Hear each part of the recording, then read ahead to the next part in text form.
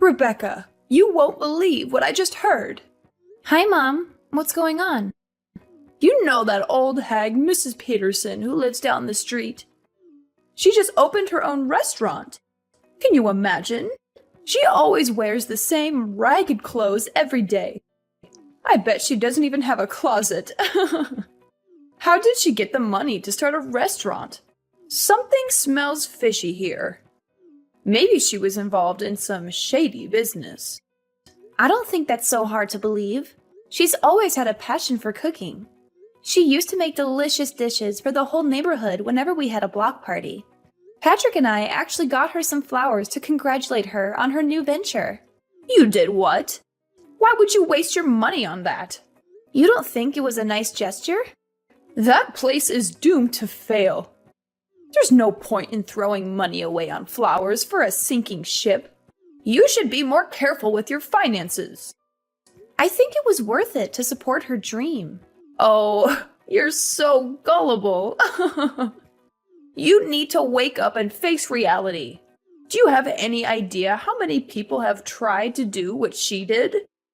Restaurants are the riskiest businesses out there, unless she's a mastermind of marketing and management, which I highly doubt. I mean, look at how she dresses. How can she run a restaurant? The people who succeed in this world are the ones who are realistic. Her dream means nothing. I'm sorry, but I disagree with you.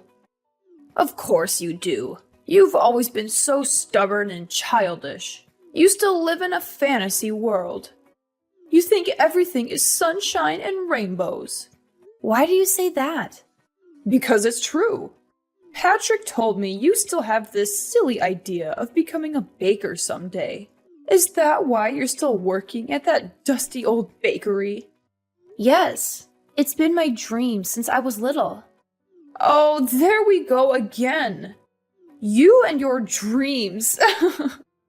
So you probably told yourself, when I grow up, I'm going to be a famous baker and make the world a better place with my bread, right? Seriously, what world are you living in? You're an adult now. Grow up. It's humiliating. Why is it humiliating to have a goal in life? Because you live in the real world. People who chase their dreams are fools. You should learn from Patrick. He wanted to be an astronaut when he was young. But he smartened up and realized that was impossible. So now he works at a bank like a sensible adult. Get out of this fairy tale you're trapped in. The world doesn't need more dreamers who are clueless about reality. I'm so proud of my son for making the right choice and getting a real job. I boast about him to all my friends. Yeah, Patrick is a real hard worker. You have every reason to be proud of him. He's a wonderful husband, and I know he makes you happy. But we're talking about different things here. No, we're not. Your ignorance is a serious problem. Here's some harsh truth for you. You're an embarrassment to this family. What? I really tried to get Patrick to marry someone better. Like that lovely girl Taylor, who lives nearby. She works at the bank with him, you know. Yeah, I know her. We've invited her over for dinner before. She's beautiful and smart. She's the perfect woman for my son to call his wife. You agreed to our marriage, didn't you? You've never mentioned anything like this to either of us before. I had no choice. Patrick made me promise not to say anything about it to you. You two reconnected at your class reunion, right? I thought for sure your relationship would die out in a few months. So you gave us your blessing because you thought it was going to end soon? Of course I did. Do you even know how high the divorce rates are in this country? I figured I'd let Patrick have his fun with his little old flame. I assumed he'd get tired of you soon and dump you. I can't believe this. Do you realize how awful what you're saying is? I'm just being honest. I'm telling you for your own good. You better find someone else before your marriage falls apart. I mean, you're too busy making bread or whatever. so I doubt you'll ever find someone as amazing as Patrick. Sorry, I'm going to have to end this call now. I have to go to work. Sure, have fun working at that musty old bakery. Watch out for the flour. It might get in your eyes. Rebecca, are you okay? Madeline just texted me and said you had a horrible accident. Sorry, Patrick. You're still at work, right? I feel awful for bothering you with this while you're busy. Don't worry about me. I'm packing up right now. How are you doing? I'm fine. Nothing major, but But what? What happened? I have a huge slash on my face. You do? That sounds awful. Yeah, it took 15 stitches to close it. The doctor said it might not heal completely. I'm going to look like a pirate when it heals. I'm glad you're still able to joke about it, but you're not in any trouble, right? You don't have any broken bones or anything? No, I'll be okay. The doctor said I was fortunate. Okay. I was so worried when I got the message. I'll probably get to the hospital in about 2 hours. I hope I can make it before the visiting hours are over. Thank you. I really want to hug you. Oh, and my mom's coming with me. She said she wants to see how you're doing too and visit you. Really? She said that? Yeah, she said she's concerned about you and she wants to make sure you're all right. I'm going to pick her up on the way from my place. Oh, okay. Is there anything you need me to bring you? Some snacks or drinks or anything? No, I'm fine. The hospital food is not very good, but it's bearable. Try and get some rest if you can. You need to heal and recover. I'll be there soon. Hey, Mom. Thanks for coming to visit me today. Is everything okay, though? You left pretty quickly. Could you blame me? Your face is totally mangled. What? Sorry I left so soon. I thought I was going to pee my pants from laughing so hard. Are you serious? You look like a total freak. I'm going to call you Frankenstein from now on. The only redeeming quality about you was your face, but that's obviously no longer true. How awful. What's your problem? How could you say that? I don't feel ashamed at all about what happened to me or how I look. Sure, tell yourself. Whatever helps you sleep at night. I bet you're still in shock. You haven't fully accepted that it looks like you're wearing a Halloween mask. You don't need to insult me. I know you hate me. You've made that very clear to me many times.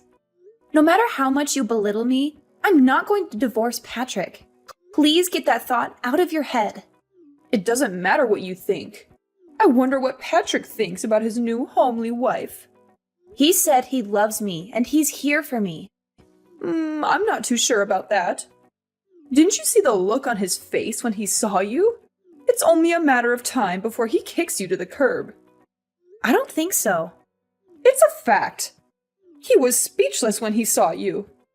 Right when he saw you, he knew you two were done. Who would want to be married to someone who looks like they have a zipper on their face?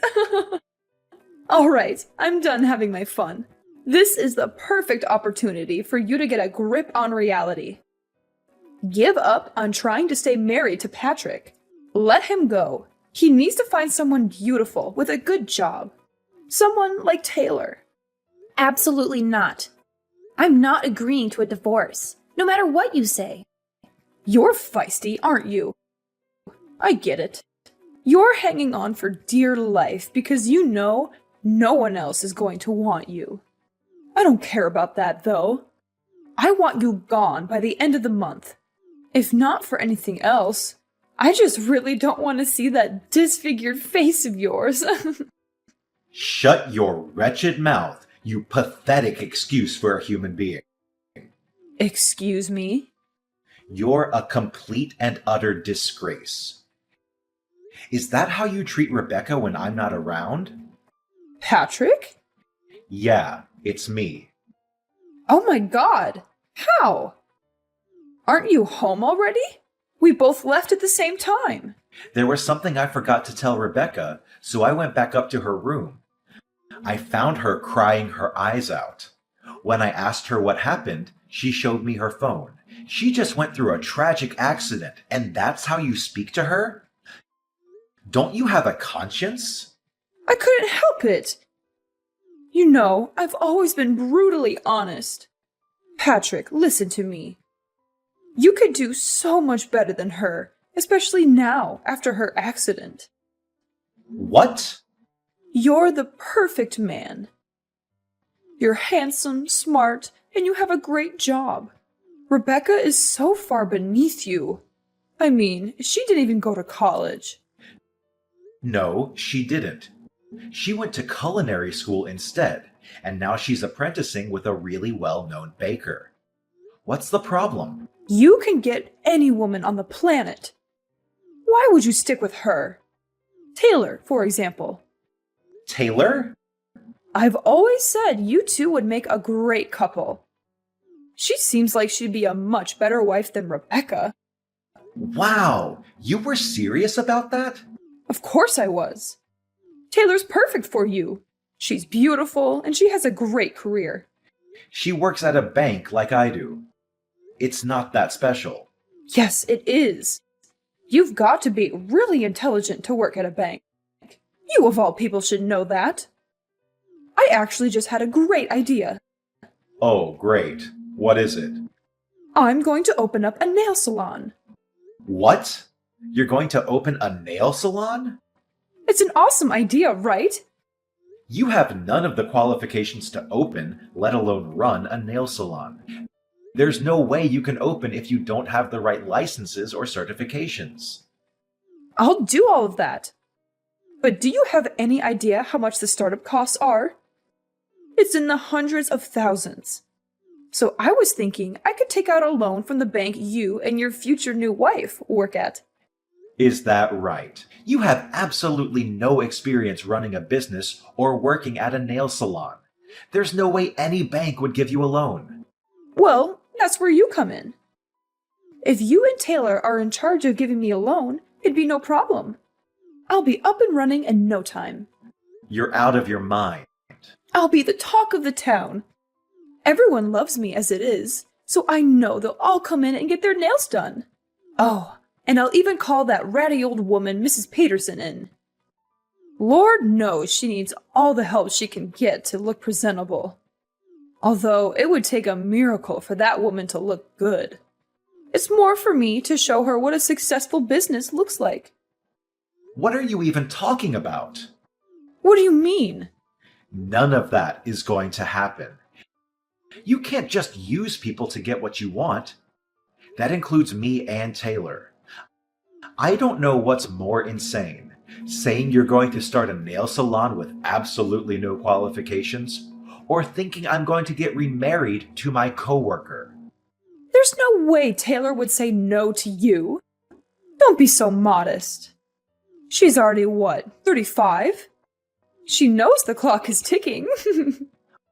I've been biting my tongue out of respect for you, but enough is enough. You're a horrible person.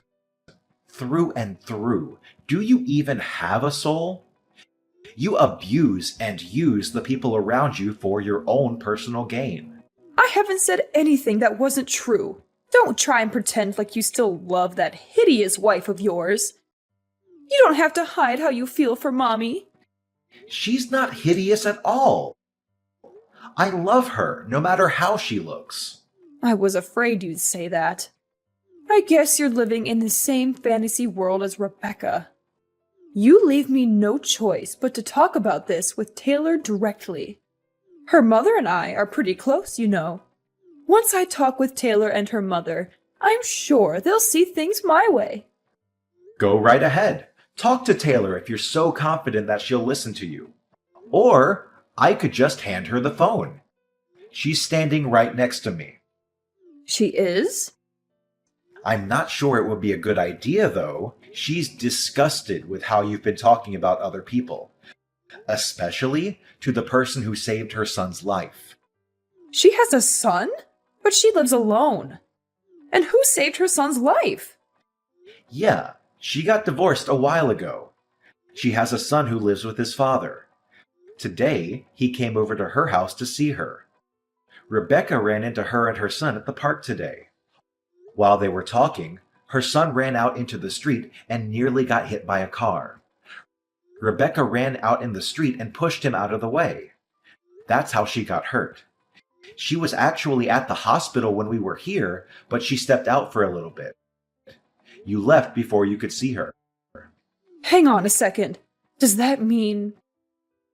Yeah, she's right. Everything you said. She saw everything you said about how her clock is ticking and your insane plan for us to get married. She said, I have no plans of getting remarried, let alone to steal someone else's husband. I would never do something so horrible. No, this is just a big misunderstanding. I didn't mean it that way. You're a little late to take back what you said. You said it yourself, right? You're brutally honest. Do whatever you want with your salon. I don't want any part of it. But I'll need your help. You know, I was just joking, right? If you are Taylor, don't help me. How am I going to make my dream come true? I've already told all my friends I'm going to open next year. You haven't started doing anything, but you're already telling people when you're opening? Your dream is pretty stupid if you ask me. Do whatever you have to make it true. Don't rely on other people to make it come true for you. Like I said, I want nothing to do with this. But Patrick, I know. Just give the phone back to Rebecca. I need to speak with her. It's Rebecca. Rebecca, please. You've got to help me convince Patrick to change his mind. Change his mind about what?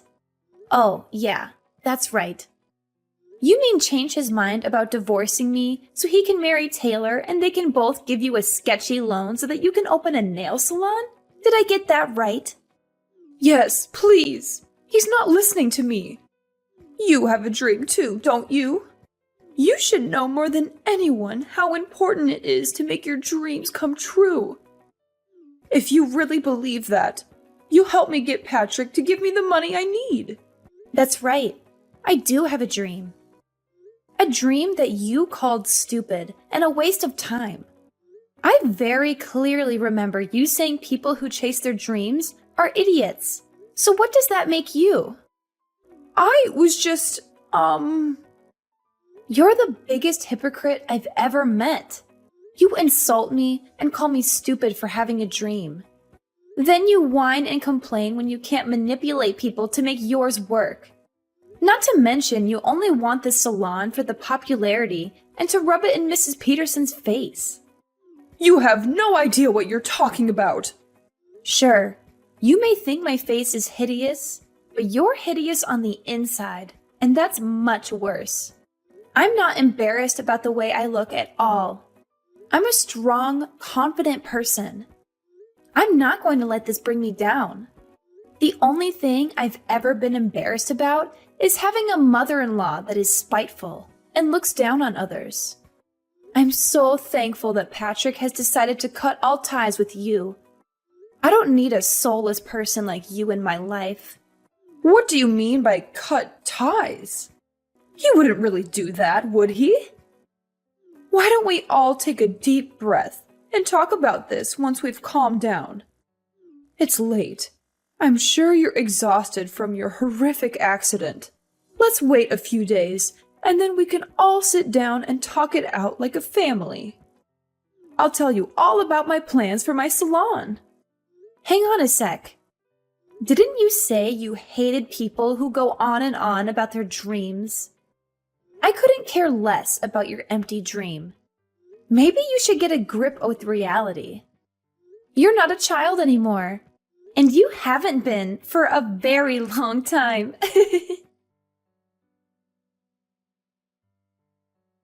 Hey, honey, are you still awake? Yep. What's up? Sorry, did I disturb your sleep? You were probably just about to doze off. Actually, nope. Not even close. I'm watching some YouTube videos right now. Man, it felt so good telling your mom off today.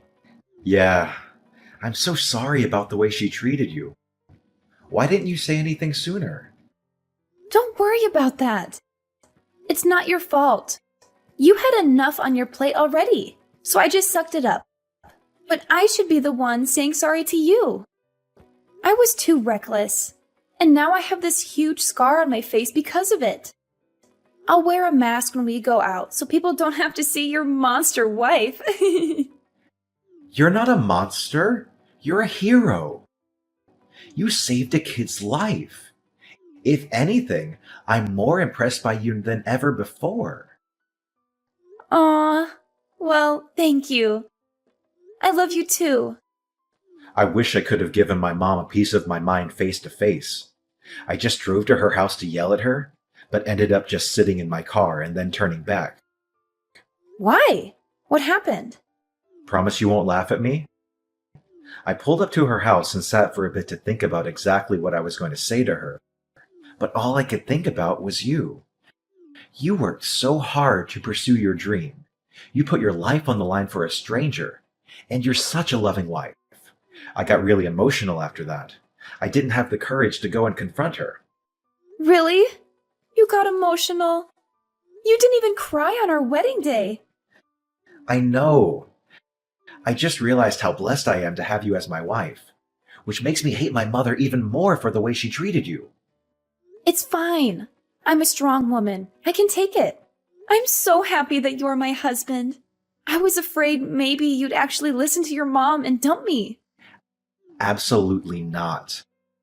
I've loved you every day since I first saw you in middle school. Nothing's going to change that.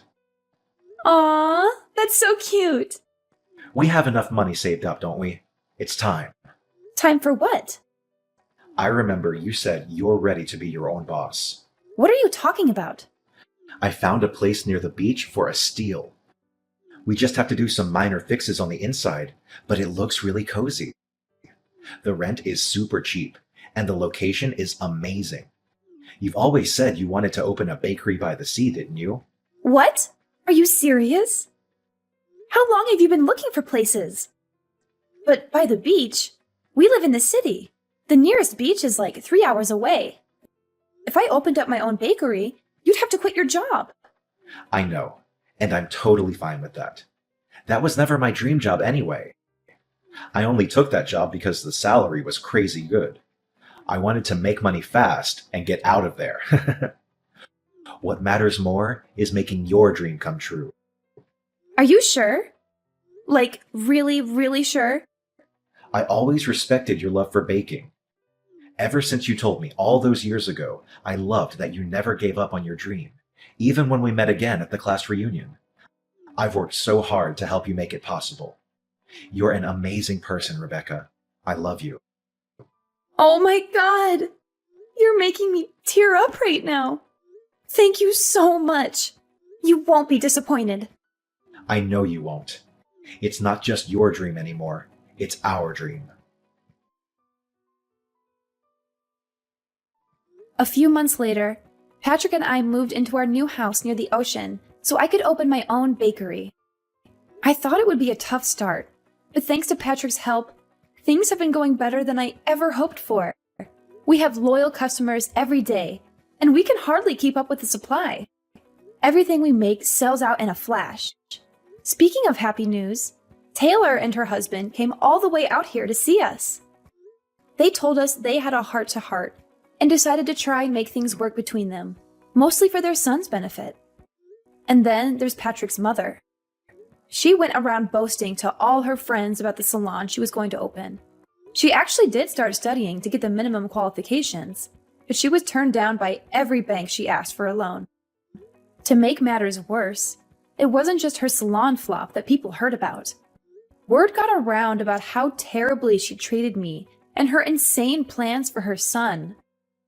It's probably a good thing her salon never materialized, because I don't think anyone would want to go there after finding out what kind of person she really is. Patrick and I were thinking about visiting her after things calmed down for us, but we're not in a rush. The cut on my face healed pretty well, but it left a visible scar. I sometimes notice people looking at it. I get it. It's not every day you see a girl with a huge scar across her face. But honestly, I'm way too busy now to worry about it.